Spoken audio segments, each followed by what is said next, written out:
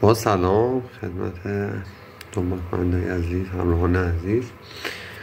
این حالا به دلایلی که تو این چند ماه اخیر گریبانگیر کشورمون شده بود، مثل جنگ و حالا وضعیت اقتصادی به این صورت، دیگه من موفق نشدم که این میز لرزان رو به سرانجام برسونم. الانم چون تمام قطعاتش خریداری شده بود قبل از اون اتفاق و حالا یه سری هزینه‌های ناخواسته دیگه‌ای که شخصی برای من پیش اومد، متاسفانه من نتونستم تکمیلش بکنم. ولی خب حالا که الان موقعیتش شده و دارم اینو میسازم، به این صورت که 4 تا فنر من سفارش دادم. حالا اینا اندازش فعلا در حد مثلا معمول، بر فرض مثال مثلا سیم مفتول 3 میل انتخاب شده، بر فرض مثلا قطر 2 مثلا طول 15 سانت. حالا اینها قابل تغییر، این فعلا به صورت نمونه است. همیشه نمونه اولیه یک کار خیلی هزینهش بالا در میاد.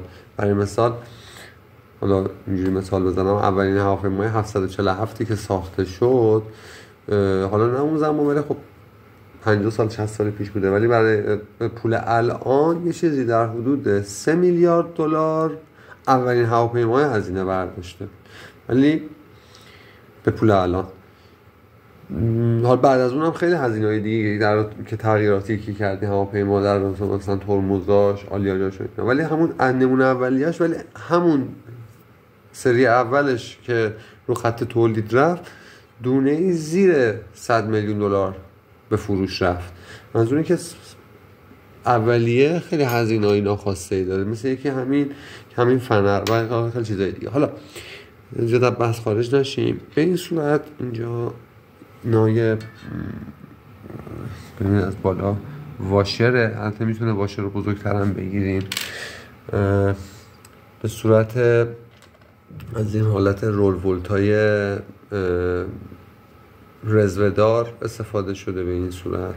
و البته این بزرگا برای این کار خریداری شده بود که تو نمونه اصلی اینا بسته میشه. حالا دلیل این که الان نبستم به خاطر این که این کار اولین میزی که خودم ساخته بودم و حالا خیلی کوچیک بود، این 40/60، اونی که طراحی شده توی سالید ورک و قراره بره دستگاه CNC و تراش بخوره، صفحه اصلی، صفحه رویی 60/80 و 60/80 با عمق، حالا تو ویدیو قبلی گفتم یه چیزی هلوش 14-15 کیلو وزن فقط صفحه رویه میشه. شما در نظر داشته باش همچین رول ولت و همچین پیچی میتونه این فنرها رو از دو طرف نگه داره، یا همچین پیچی.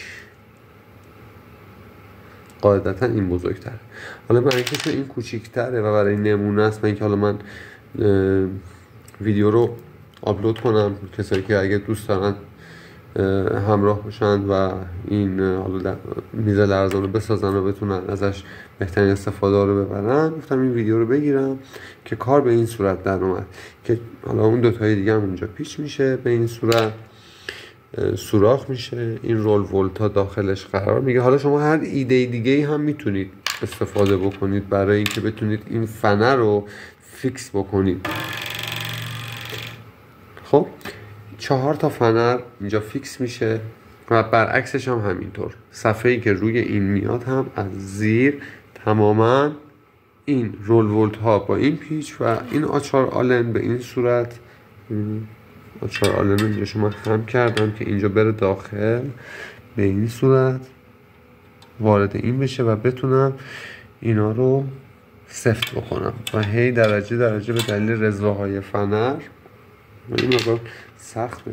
واسه همین میگم حالا شاید مهندسین عزیز، دوستان عزیز ایده بهتری برای سفت کردن این فنر داشته باشن.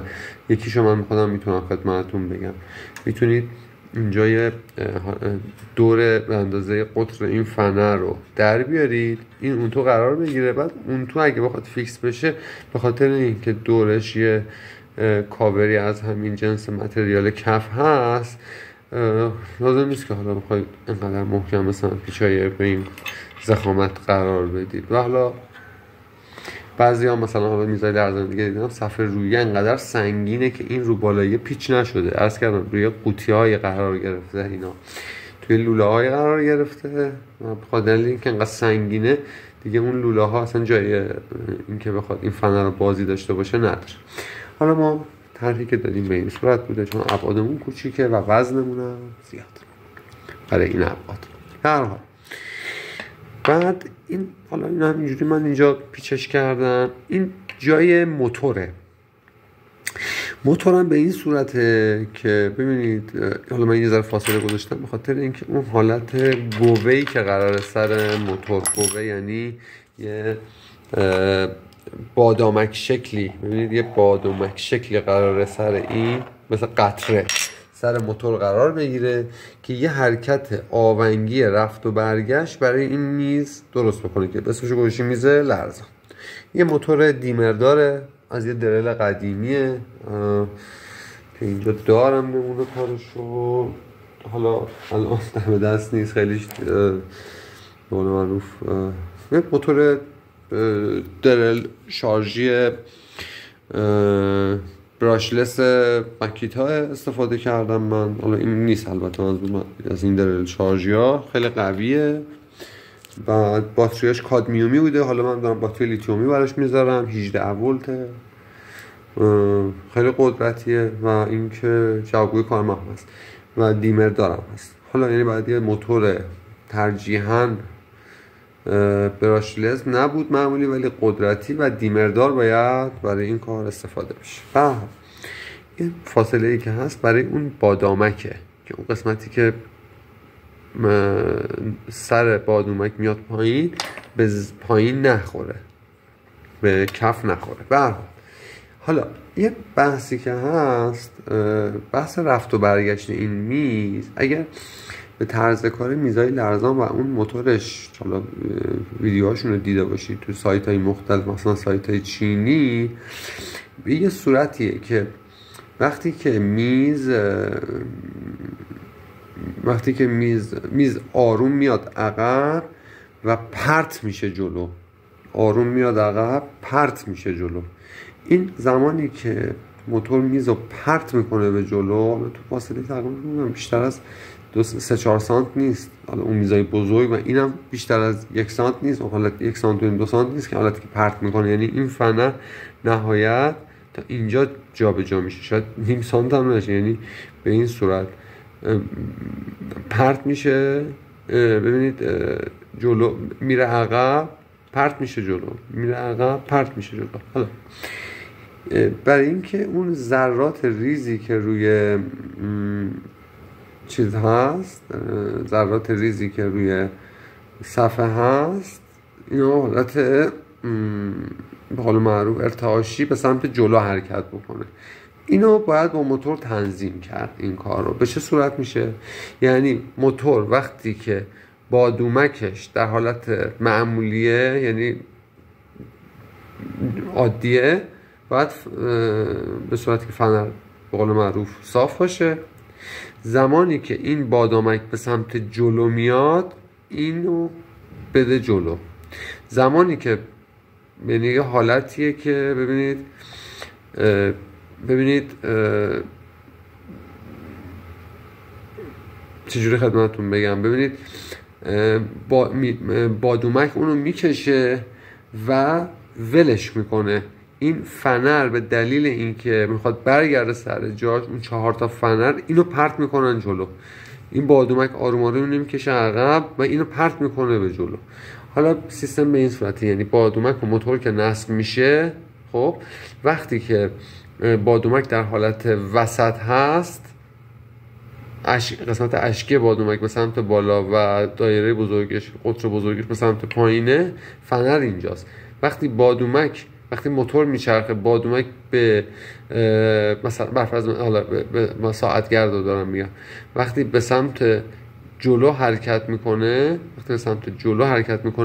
این رو به صفحه میز یه مقدار میکشه به سمت قول معروف حال به سمت راست، و وقتی که این بادومک برمیگرده جای اولیش و تو این زاویه، این فنر باید صاف بشه.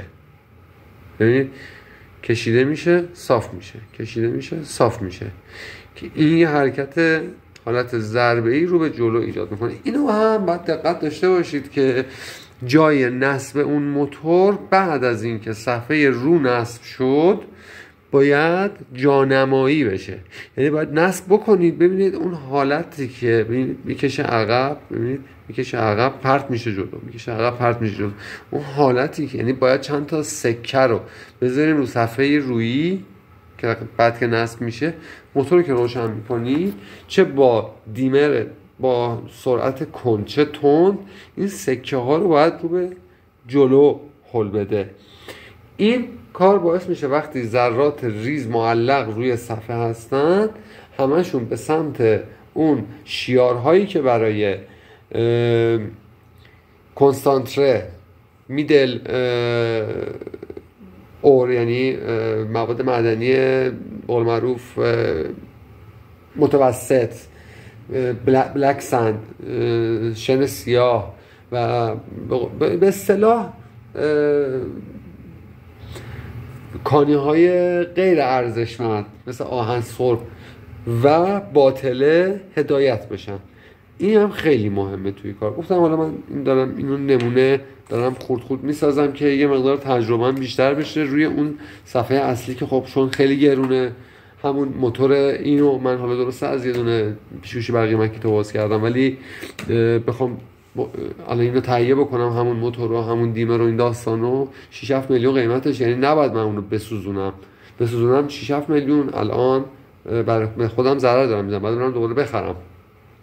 صفحه پلی اتیلن هم که صحبت کردیم تو ویدیو قبلی بالاخره هزینه برداره اون به غیر از خودش و اینکه باید بره تراش بخوره، این تو دستگاه CNC باید نسبت به اون تحریک که ما دادیم تراش بخوره و امکان داره اون تراش که اولیه میدیم بعد از نصب اون کارایی رو لازم و برمون نداشته باشه نسبت به شیارا، نسبت به فیلت هایی که دادیم گوشه ها امکان داره تغییراتی بکنه و صفحه دوم نصب بشه. برای همین من اومدم گفتم یه سری قطعاتی که داشتم به غیر از صفحه پلی اتیلن اینا رو من اسمبل بکنم، کیفیت و کارایی و ظرافت و تجربه‌مون تو اسمبل نهایی این دستگاه که قراره ساخته بشه بالا ببرم که انشالله به زودی بتونم با بالاترین کیفیت و همینطور کوالیتی ساخت و کارایی اینو بسازم و همین که حالا فیلمشو دارم میزنم که انشالله یه کسی دوست داشت تونست بسازه این دستگاه رو، اگر هم ما در خدمتش هستیم بالاخره میتونیم کمک کنیم یا اصلا کلا بتونیم این رو خط تولیدش رو درست بکنیم، حالا نه در حد برفرض مثلا تولید کم ولی به اندازه‌ای که بشه توی قول معروف هزینه صرفه جویی کرد و اینو ساخت و در اختیار هموطنایی که شهرستانان جاهایی که بالاخره میتونن دسترسی دارن به مواد معدنی که باری ارزشی داره و با اسید و اینجور چیزا نمیتونن استحصالش بکنن. خب خیلی اسید دور ریز داره، از اون طرف سیانور و اینجور چیزا هم خیلی خطرناکه. حالا یه سری چیزای جایگزین اومده ولی هنوز کامل نیست، اونم پرتی زیاد داره فعلا توی کار و خطرناکه اصلا، بخاطر اونا هم باز شیمیاییه. ولی فلوتاسیون که اصلا ما تو ایران نمیتونیم بریم سراغش در فاز کارگاهی، هزینه خیلی بالایی داره و فقط واسه خاک سولفیدیه، ولی این لیزر لرزان برای همه نوع خاک معدنیه، برای همه نوع کانی هاست، نه فقط طلا. هر نوع کانی رو از نظر وزن و جدایش ثقلی برای ما کنسانتره سازی میکنه. خب با اون دیمر برای اینه که شما بتونید نوسان این میز رو کنترل کنید که یه زمانی مثلا اگر سنگ روی این دوغابش رو ریختید نسبت به چگالی و وزنش بتونید با اون دیمر جوری تنظیم بکنید که روی که مثلا حالا نسبت به چگالیش به طلا کمتره بیاد بره تو قسمت کنسانتره جمع بشه، ولی یه زمانی انقدر کانیتون سنگینه مثل طلا باید اون ضربه ها زیاد باشه که فقط دونه های سنگین بره به سمت قسمت کنستانتره. به هر حال منظور اینه که این برای همه جور خاک معدنی و همه مدل عناصر فلزی و سنگین جوابگوه. برای همین گفتم حالا من این ویدیو رو بگیرم رو اینا سوار بکنم. حالا بقیه‌اش هم تکمیل میکنم با یه پلی اتیلن 1 سانتی روشو درست میکنم، یه تست معمولی اینا که هم میگم تجربه کاری میره بالا، هم ببینید که حالا ایده‌ای که دادم چی بوده. این رول ولت ها، فنرها و نوع نصب و حالت ضربه زدن رو بهتون نمایش میدم ان در ویدیو بعدی. سپاسگزارم دیگه، ناگفته نمونه که ما رو سابسکرایب کنید، از نظراتتون ما رو به قول معروف مستفیض کنید از نظرات گرامیتون و اینکه ما رو به دوستانتون معرفی کنید. سپاسگزارم. خدا نگهدار.